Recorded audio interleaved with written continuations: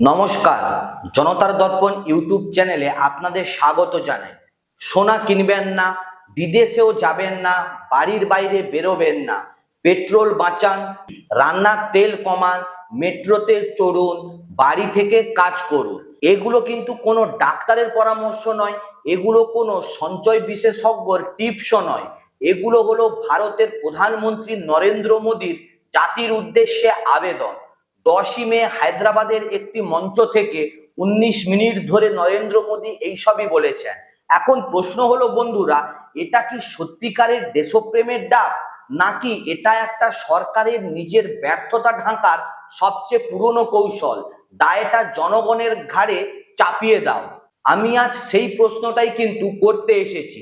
চলুন বন্ধুরা, শুরু করি একেবারে গোড়া থেকেই। 10ই মে ঠিক কি হলো?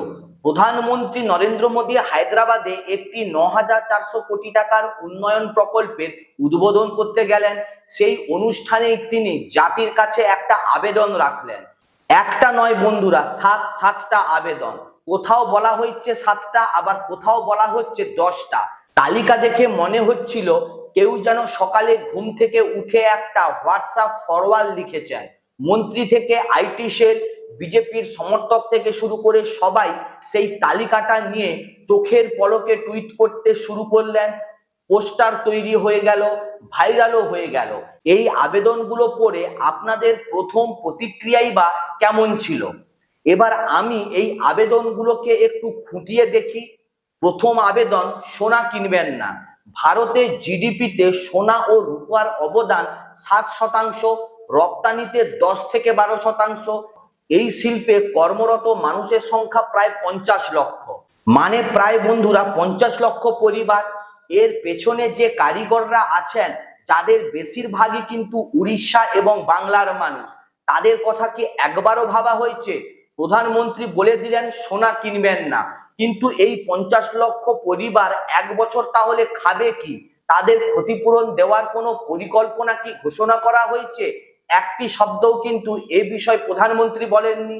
একটা সময় ছিল যুদ্ধের সময়, সংকটের সময় মানুষ নিজের থেকে সোনা দান করতেন, কারণ তখন নেতৃত্ব সেই আস্থাটা অর্জন করেছিল। কিন্তু আজকের প্রসঙ্গে একটা অদ্ভুত ব্যাপার মনে করিয়ে দেওয়া অবশ্যই দরকার। মাত্র 1 বছর আগে, অর্থাৎ 2024 সালের নির্বাচনী প্রচারণায় প্রধানমন্ত্রী নিজেই বলেছিলেন, কংগ্রেস সরকার এলে আপনাদের বাড়ির সোনা কেড়ে নেওয়া হবে, আপনাদের বোনেদের মঙ্গলসূত্র পর্যন্ত কেড়ে নেওয়া হবে, সম্পত্তির জরিপ হবে, সব ভাগ করে দেওয়া হবে। আজ সেই মঙ্গলসূত্রের কথা কিন্তু আর মোদিজি বলছেন না, আজ বলছেন 1 বছর সোনা কিনবেন না। মানুষ কিন্তু এই বিরোধের ভাষাটা ধরে ফেলেছেন। সোশ্যাল মিডিয়ায় প্রশ্ন উঠেছে, পরিস্থিতি কি সেই পর্যায়ে গড়িয়ে গেছে? এবার আসি সবচেয়ে বড় প্রশ্নে, যে প্রশ্নটা সাধারণ মানুষও করছেন। প্রধানমন্ত্রী জনগণকে বললেন পেট্রোল বাঁচাও, এটাই দেশপ্রেম। কিন্তু সেই একই সময় 10ই মে রাতে হায়দ্রাবাদে রোড শো হলো। সেই রাতেই হায়দ্রাবাদ থেকে জামনগর, সেখানেও রোড শো হলো। 12ই মে সকালে সোমনাথে রোড শো হলো। এরপর ভদোদরায় রোড শোর পরিকল্পনা। প্রধানমন্ত্রীর কনভয় ঠিক কতগুলো গাড়ি থাকে বলে আপনারা মনে করেন? সেগুলো কি জলে চলে নাকি পেট্রোলে চলে? শুধু রোড শো নয় বন্ধুরা, সোমনাথ মন্দির পুনর্নির্মাণের 75তম বার্ষিকীতে এয়ার শো হলো। বিমান উড়লো। বিমানের জ্বালানি কি বাতাস থেকে আসে, না ডলারে কেনা তেল থেকে আসে? আপনারাই বিচার করুন। আচ্ছা বন্ধুরা, আমাদের সরকার কি রোড শো এবং এয়ার শো বাদ দিয়ে সোমনাথের অনুষ্ঠান উদযাপন করতে পারতই না? জনগণের কাছে আবেদন করার আগে নিজেদের কাছে একটু আবেদন করা কি সম্ভব হয় না? এই দ্বৈত নীতির কথাই কিন্তু মানুষ বলছে। তেল বাঁচানো দেশপ্রেম, কিন্তু সেই দেশপ্রেম শুধু গরিব মানুষদের জন্য কেন? প্রধানমন্ত্রীর কনভয়ের জন্য নয় কেন? নেতাদের রোড শোর জন্য নয়, এয়ার শোর জন্যও নয়। এবার আসুন একটা টাইমলাইন দেখি, কারণ এই আবেদনের আসল প্রশ্নটা হলো, এটা 10ই মে কেন, 10ই মার্চ বা কেন হলো না? 28শে ফেব্রুয়ারি ইরানে হামলা হলো, পশ্চিম এশিয়ায় সংকট তৈরি হলো, তেলের সরবরাহ বিঘ্নিত হওয়া শুরু হলো, সারা পৃথিবীতে এর প্রভাব পড়তে শুরু হলো। মার্চ মাসে কি হলো? 16ই মার্চ ব্রিটিশ প্রধানমন্ত্রী জাতির উদ্দেশ্যে ভাষণ দিলেন। সংকট বার্তা স্পষ্ট করে বললেন, সমাধানের পরিকল্পনাও দিলেন। পেট্রোলে কর কমানো হলো, হিটিং অয়েল ব্যবহারকারীদের আলাদা প্যাকেজ দেওয়া হলো, 5 দফায় পরিকল্পনা পেশ করা হলো। প্রতিটি পরিবারের বিদ্যুৎ বিলে 100 পাউন্ড ছাড় দেওয়া হলো। 24শে মার্চ ফিলিপাইনের রাষ্ট্রপতি জাতির উদ্দেশ্যে ভাষণ দিলেন, জ্বালানি জরুরি অবস্থা ঘোষণা করলেন। 6 এপ্রিল থাইল্যান্ডের প্রধানমন্ত্রী সামাজিক মাধ্যমে আবেদন জানালেন, বললেন যে আমরা আমদানি নির্ভর, বাড়ি থেকে কাজ করুন, জ্বালানি বাঁচান, গণপরিবহন ব্যবহার করুন। 1 এপ্রিল অস্ট্রেলিয়ার প্রধানমন্ত্রী আলবাজিন জাতির উদ্দেশ্যে ভাষণ দিলেন, জ্বালানির আমদানি শুল্ক কমানো হলো, ট্রাক চালকদের জন্য বিশেষ ছাড় এলো, একটি জাতীয় জ্বালানি সুরক্ষা পরিকল্পনা ঘোষণা করা হলো। 6 সপ্তাহের মধ্যে এটা ছিল আলবানিজের দ্বিতীয় জাতির উদ্দেশ্যে ভাষণ।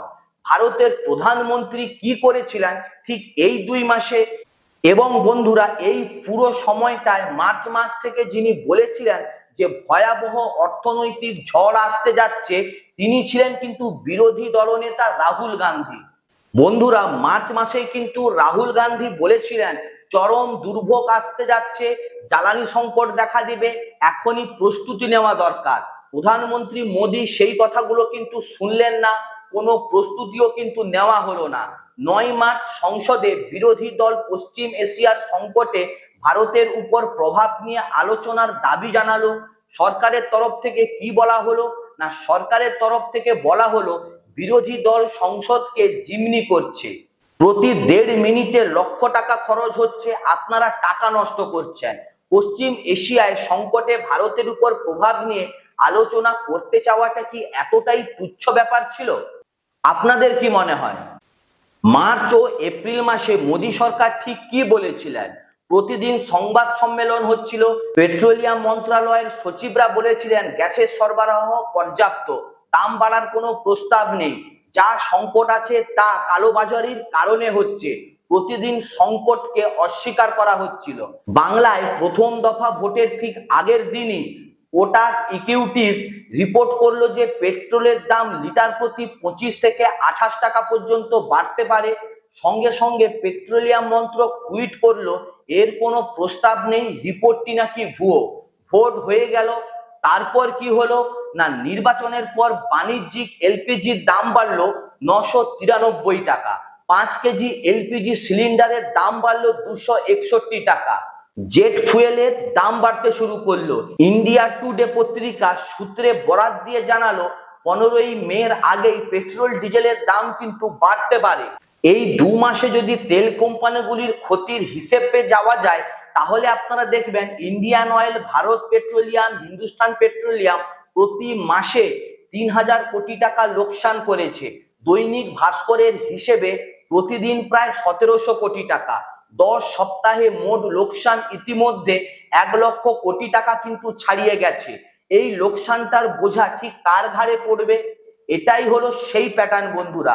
নির্বাচনের আগে বলো সব ঠিক আছে, নির্বাচন শেষ হলে দাম বাড়াও, আর জনগণকে বলো এটাই দেশপ্রেম, মেনে নাও।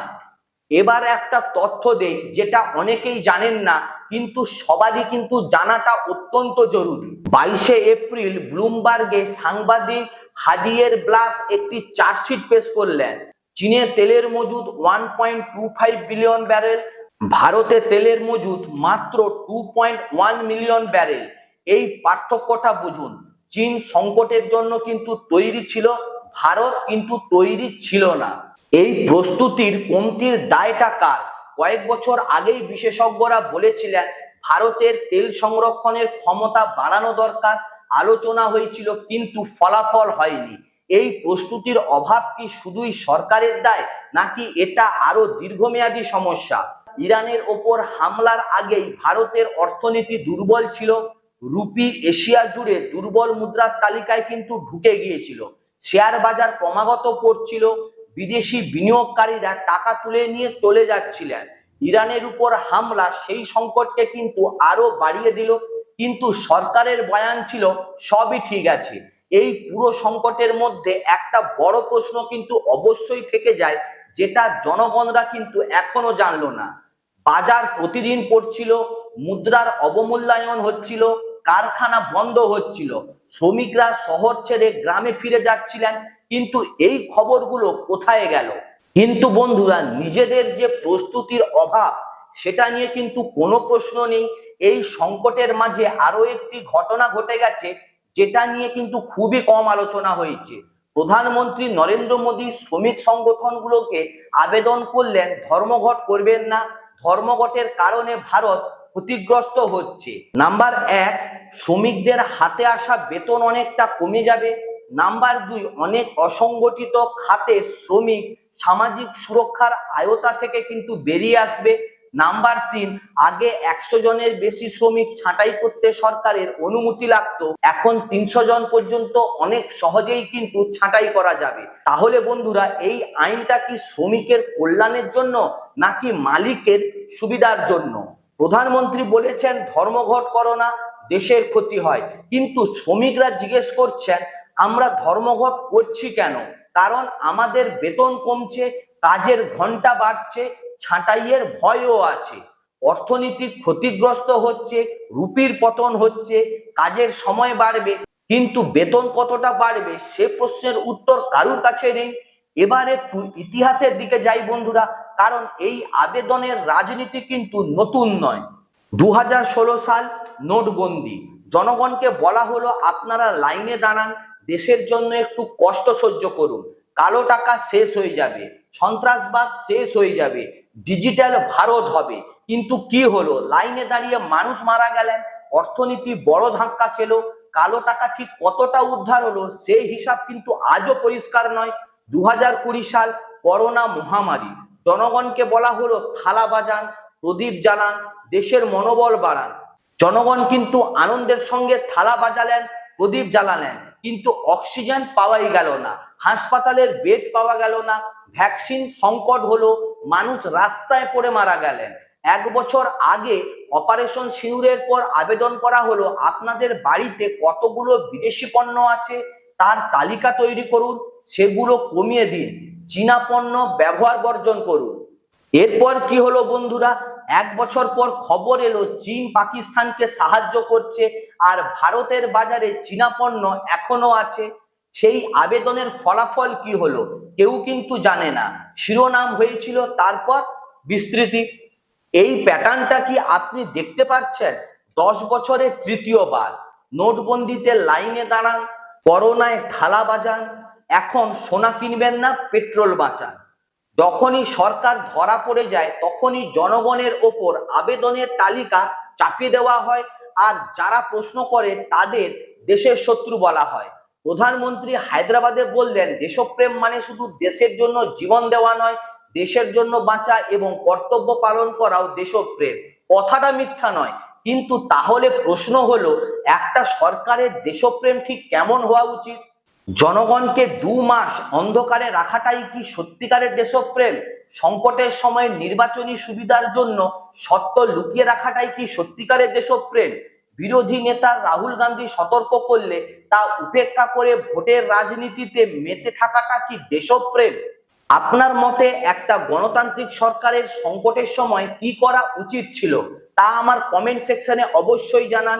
বিরোধী দলগুলো দাবি করেছে সংসদের বিশেষ অধিবেশন ডাকুন, দেশের অর্থনৈতিক পরিস্থিতি সম্পর্কে তথ্য দিন। শুধু একটা জনসভায় আবেদন করে চলে গেলে হবে না। এই দাবিটা কি সত্যি অযৌক্তিক?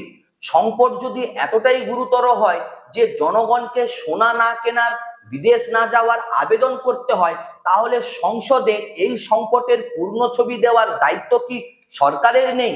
এবার আসি বন্ধুরা আমাদের রাজ্যের কথায়, কারণ এই সংকটের সবচেয়ে বেশি সরাসরি প্রভাব পড়বে পশ্চিমবঙ্গের উপর। সোনা শিল্পে যে 50 লক্ষ কর্মরত মানুষের কথা বললাম, তাদের বেশিরভাগ কারিগর আসেন উড়িষ্যা এবং বাংলা থেকে। এই কারিগররা সারা বছর দেশের সোনা গয়নার কাজ করে। তারা এখন কি করবেন? 1 বছর সোনা না কেনার আবেদন যদি মানুষ মেনে নেয়, তাহলে বাংলার কারিগরদের ওপর তার প্রভাব কতটা পড়বে সেই হিসাব কেউ করলো না। পশ্চিমবঙ্গের রাজনৈতিক প্রেক্ষাপটে এই সংকটকে আপনি কিভাবে দেখছেন অবশ্যই কমেন্টে লিখে জানান। একটা কথা মনে করিয়ে দেওয়া অবশ্যই দরকার, প্রধানমন্ত্রী মোদী যখন পশ্চিমবঙ্গ সফর করেছিলেন নির্বাচনী প্রচারণায়, তখন কি একবারও আর্থিক সংকটের কথাটা মুখ ফুটিয়ে বলেছিলেন? একবারও কি বললেন বাংলার মানুষ সতর্ক থাকুন, কঠিন সময় আসছে? না বন্ধুরা, তখন কিন্তু এই সংকটের কথা একবারও বাংলার মানুষের কাছে প্রকাশ করা হয়নি। কিন্তু হায়দ্রাবাদে গিয়ে আবেদন করা হলো। যদি আবেদন করতেই হতো, তবে পশ্চিমবঙ্গের প্রতিটি সমাবেশে যদি এই আবেদন করা হতো, তাহলে বাংলার মানুষ হয়তো অন্তত কিছু প্রস্তুতি নিতে পারতেন। চলুন বন্ধুরা, শেষ করার আগে কয়েকটা প্রশ্ন রাখি।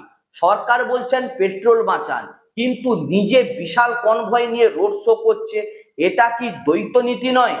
সরকার বলছে বিদেশে যাবেন না, কিন্তু প্রধানমন্ত্রী 5 দিনের ইউরোপ সফরে যাচ্ছেন, এটা কি দ্বৈত নীতি নয়? 2 মাস বলা হলো সব ঠিক আছে, ভোট শেষ হতেই দাম বাড়ানো হলো, এটা কি জনগণের সাথে প্রতারণা নয়? যারা এই প্রশ্নগুলো তুলবে তাদের দেশের শত্রু বলা হবে, ট্রল করা হবে, কিন্তু প্রশ্ন না তুললে গণতন্ত্র থাকে না। শেষ কথা আপনাদের কাছেই চাই, আবেদন করা ভুল নয়, দেশের সংকটে জনগণের সহযোগিতা চাওয়াও ভুল নয়, কিন্তু সেই আবেদনের আগে সরকারকে নিজের দায়িত্ব পালন করতে হয়, সমস্ত তথ্য দিতে হয়, পরিকল্পনা দিতে হয়, ক্ষতিগ্রস্তদের জন্য সুনির্দিষ্ট সাহায্য করার কথাও বলতে হয়। শুধু আবেদন করে চলে গেলে সেটা দেশপ্রেম নয়, সেটা হলো দায় এড়ানো। নোটবন্দির লাইনে দাঁড়ানো থেকে থালা বাজানো আর এখন সোনা না কেনা, এই 3টি আবেদনের মধ্যে কিন্তু একটা মিল আছে।